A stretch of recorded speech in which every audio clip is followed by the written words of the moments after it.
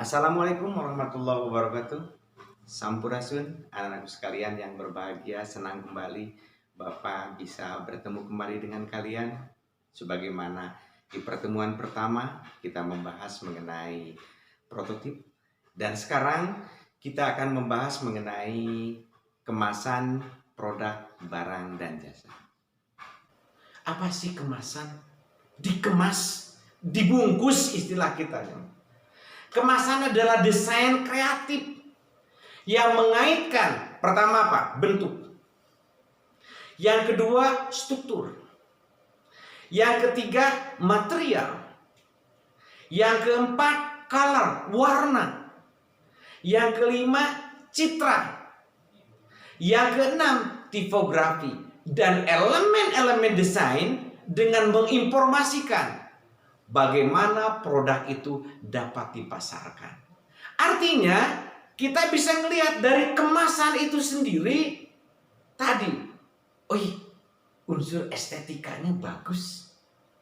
Materialnya, salah satu contoh, Bapak sengaja kasih gambaran sama kalian tentang produk kopi dikemas.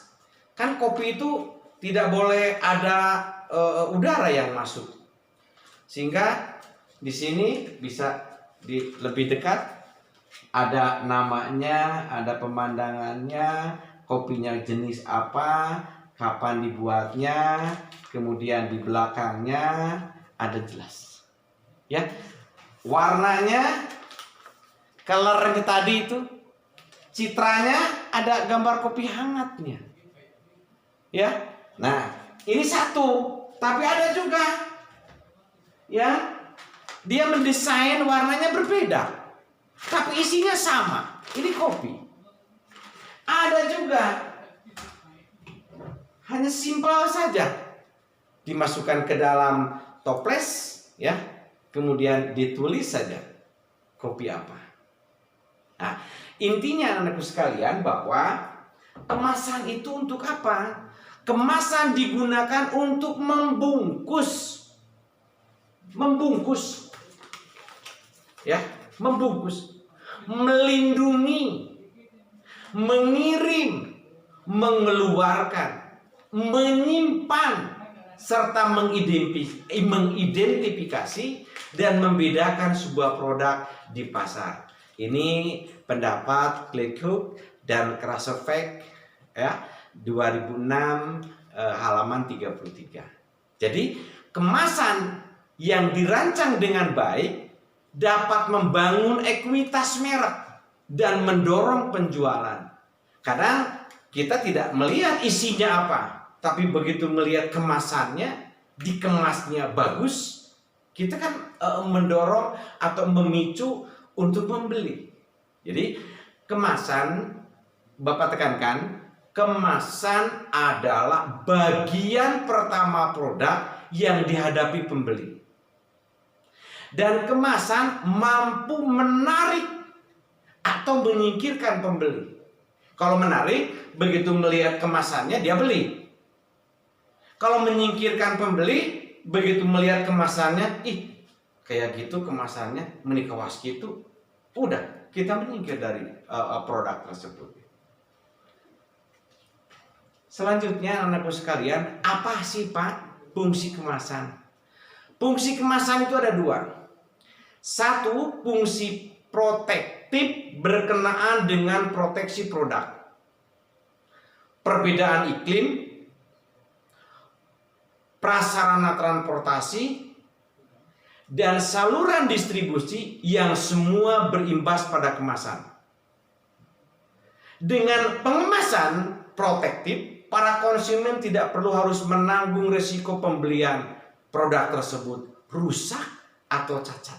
Sebagai contoh saja, kalau produknya dari luar negeri, barang-barangnya barang besar, itu pasti boxnya itu pakai kas, pakai kayu. Kenapa? Karena barang tersebut mulai kalau pakai kapal laut, mulai dari dermaga, kemudian masuk kontainer, masuk ke kapal, kemudian di kapal juga ombak besar, kemudian sampai lagi ke pelabuhan akhir, ke pelabuhan produsen, kemudian dari situ masuk ke gudang, dari gudang masuk ke distributor, dari distributor terus ke agen, ke bawah sampai ke konsumen. Nah, kalau barang itu cacat, ya tentunya tadi konsumen tidak akan mau membeli produk tersebut. Sehingga yang fungsi pertama tadi, bahwa kemasan fungsinya sebagai protektif untuk menjaga jangan sampai produk itu rusak atau cacat. Kemudian fungsi yang kedua adalah fungsi promosional. Nah, di sini anak-anakku sekalian, peran kemasan pada umumnya dibatasi pada perlindungan produk. Namun, kemasan juga digunakan sebagai sarana promosional, menyangkut promosi. Perusahaan mempertimbangkan bagaimana preferensi konsumen, menyangkut tadi warnanya apa, ukurannya bagaimana, serta performa penampilannya juga harus seperti apa. Bapak ingatkan, sabun ada beberapa merek A, merek B, merek C, merek D, banyak sekali. Lihat bentuknya, sama tidak? Berbeda. Warnanya sama tidak? Berbeda. Mungkin ukurannya gram berbeda, sama, tapi bentuknya berbeda. Penampilan performanya juga berbeda. Nah, jadi dari fungsi kemasan itu sendiri bisa melihat bahwa yang pertama fungsi protektif, yang kedua fungsi promosional. Lantas apa Pak tujuan kemasan itu sendiri? Tujuan kemasan ada 1, 2, 3, 4, 5, 6, ada 7. Yang pertama physical protection, melindungi objek dari suhu.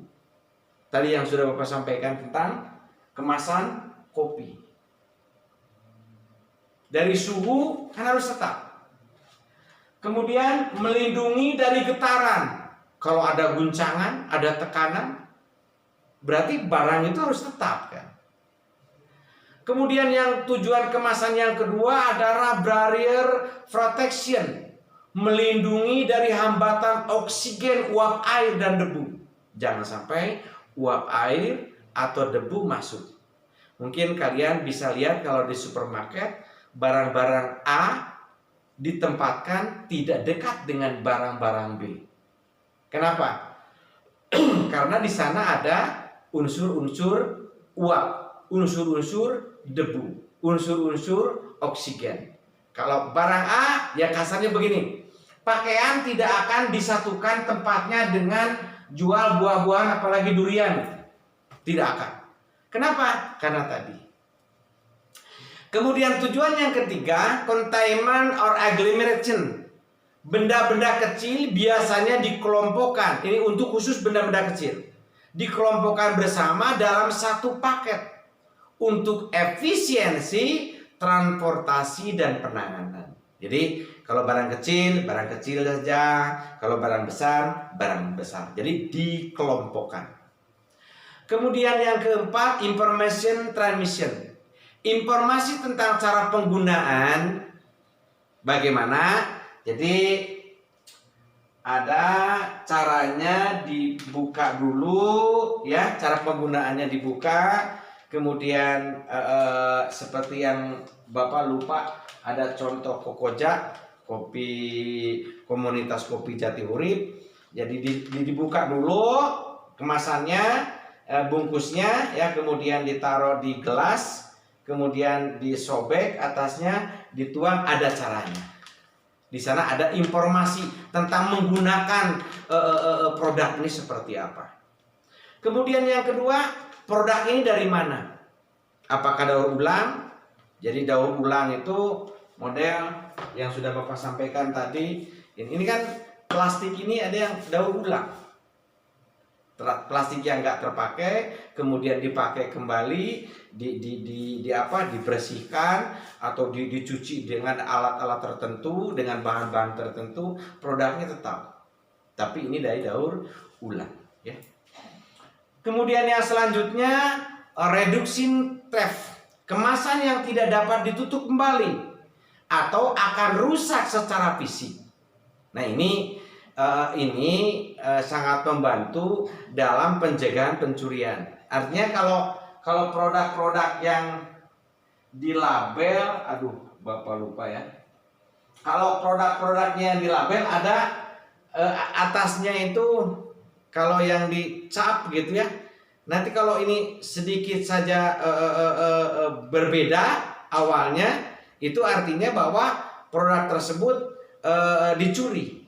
Produk tersebut sempat dibawa begitu ya. Kemudian yang selanjutnya fitur yang menambah kenyamanan dalam distribusi. Dan terakhir, kemasan dan label dapat digunakan oleh pemasaran untuk mendorong calon pembeli untuk membeli suatu produk.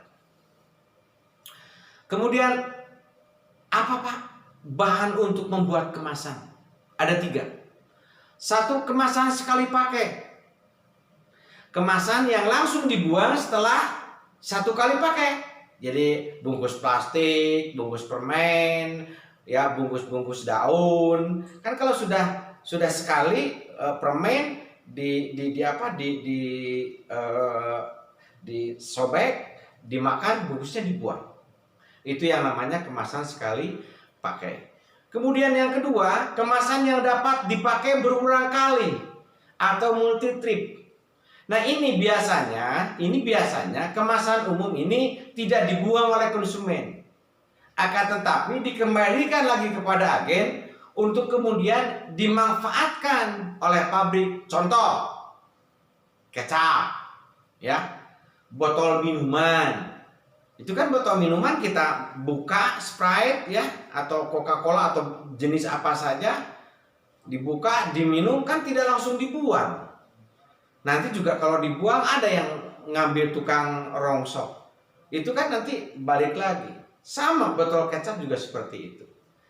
Kemudian yang terakhir, kemasan yang tidak dibuang atau semi disposable. Kemasan ini biasanya digunakan untuk kepentingan lain di rumah konsumen setelah pakai. Contohnya kaleng biskuit, ya kaleng kue itu kalau lebaran kongguan kan ketemu sama kakak adiknya sama saudara-saudaranya, itu tidak. Kenapa? Nanti setelah habis biskuitnya kan diganti sama opak, keraginan kan begitu. Artinya apa? Bahwa nanti si kemasan tadi itu bisa dipergunakan kembali. Kemudian apa sih Pak desain? Didesain, ya, didesain. Secara etimologi desain. Nah ini sekarang kita berbicara tentang desain. Ya designo dari Italia, yang secara gramatika berarti gambar. Sebagai kata kerja, desain memiliki arti proses untuk membuat dan menciptakan objek baru. Sebagai kata benda tadi, desain digunakan untuk menyebut hasil akhir dari suatu proses kreatif. Baik itu terwujud sebuah rencana, proposal, ya, berbentuk objek nyata. Desain grafis atau rancangan grafis adalah proses komunikasi menggunakan elemen visual seperti tulisan, bentuk, gambar yang dimaksudkan untuk menciptakan persepsi akan suatu pesan yang disampaikan. Jadi didesain, dirancang. Ya. Ada 4 aturan untuk membuat desain atau kemasan. 1, tentukan desain terlebih dahulu. Hal yang paling utama adalah menentukan dulu desain dari kemasan agar sesuai dengan tujuan penjualan. Yang kedua, pilih bentuk kemasan yang sesuai. Setelah menentukan tadi desain gambar, maka selanjutnya bentuk dari kemasan tersebut. Yang ketiga, pemilihan warna yang tepat. Warna juga mempengaruhi profit penjualan. Karena makin mencolok dan menarik, makin banyak orang tertarik untuk membelinya. Dan terakhir, gunakan kalimat sederhana pada kemasan produk. Seringkali kita temukan berbagai tulisan selain komposisi atau identitas barang itu sendiri. Misalnya ada slogan, seduh kopimu, sudahi lukamu. sudahi sedihmu. Itu kan slogan. Kemudian nama brand, Daddy Partner, kan bisa saja dan lain-lain ya. Jadi aturan pembuatan desain itu bagaimana caranya supaya menjadi menarik bagi konsumen ya. Kemudian yang selanjutnya yang harus dipahami dalam membuat desain, memahami proses printing ya. Artinya bahwa terlebih dahulu mengetahui bahan kemasan apa nanti yang akan dipakai, yang dicetak, jenis printing seperti apa, karena masing-masing bahan kemasan mempunyai karakter yang berbeda terkait hasil cetakan yang kita desain. Jadi kalau membuatnya dari kertas, kemudian membuatnya dari plastik, membuatnya dari kayu, itu akan berbeda. Kemudian yang kedua, mampu mensiasati biaya tentunya. Karena biaya adalah salah satu kendala dalam mengkonsep kemasan. Sehingga dalam desain, kemasan sangatlah penting diperlukan. Dan kemampuan mensiasai biaya printer tidak menjadi terlalu mahal. Anak-anakku sekalian, itulah barangkali yang bisa Bapak sampaikan. Bapak sekali lagi ucapkan terima kasih. Dan mohon maaf sekali lagi Bapak sudah kangen sebetulnya dengan kalian, sudah ingin bersama-sama kalian, tetapi sebagaimana tadi Bapak sampaikan lebih awal bahwa musibah wabah Covid masih belum reda. Untuk itu maka Bapak ingatkan sekali lagi kepada kalian, jaga diri, jaga keluarga, jaga sahabat. Caranya simpel. Pakai masker, kemudian cuci tangan, jaga jarak, dan terakhir hindari kerumunan. Sekali lagi, salam kangen dari Bapak. Wabillahi taufiq wa hidayah. Wassalamualaikum warahmatullahi wabarakatuh.